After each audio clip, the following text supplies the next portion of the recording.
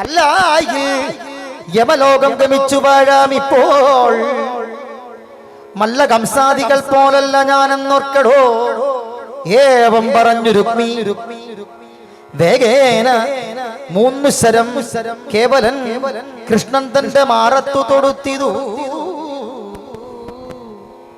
മാധവൻ മന്ദസ്മിതം ചെയ്തുടൻ ശരങ്ങളാൽ ബോധാഹീനനാം രുക്മി തന്നുടവിൽ മുറിച്ചാൻ.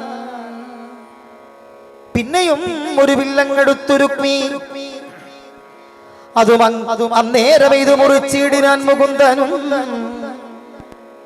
പിന്നെയും ഓരോ തരം എടുത്തോരായുധങ്ങൾ മന്ദമെന്നിയേ ഇത് മുറിച്ച കൃഷ്ണൻ താൻ. ആയുധമോരോന്നേവം കഴിഞ്ഞോരനന്തരം പേയായ കോപത്തോട് രുക്മിയും അതു നേരം ഖഡ്ഗചർമ്മങ്ങൾ കൈക്കൊണ്ടമ്പരെ പൊങ്ങിടിന.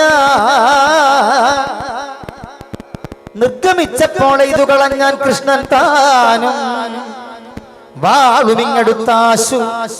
മാധവൻ രുക്മി നേരെ ചീടന്നു നോക്കും നേരം രുക്മിയെ കൊല്ലുമെന്ന് ചേതസി നിരൂപിച്ചു വൈദർഭി. ഖേദഭിത്യ ചേതസി കാരുണ്യത്താൽ കമലനേത്രൻ തന്റെ പാദപങ്കജേ വീണു. കണ്ണുനീരോടും കൂടി സദരം മുകുന്ദനോടായുധം ചൊല്ലിടിനാൾ. ലോകൈകനാഥ കൃപാവാരിധേ ദുഃഖാപഹ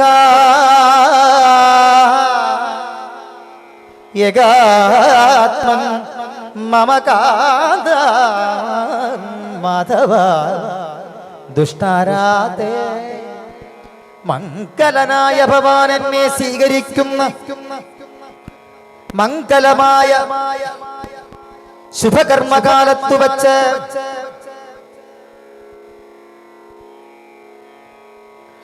സോദരൻ ഇവൻ തന്നെ കോപിച്ചു വധിക്കൊല.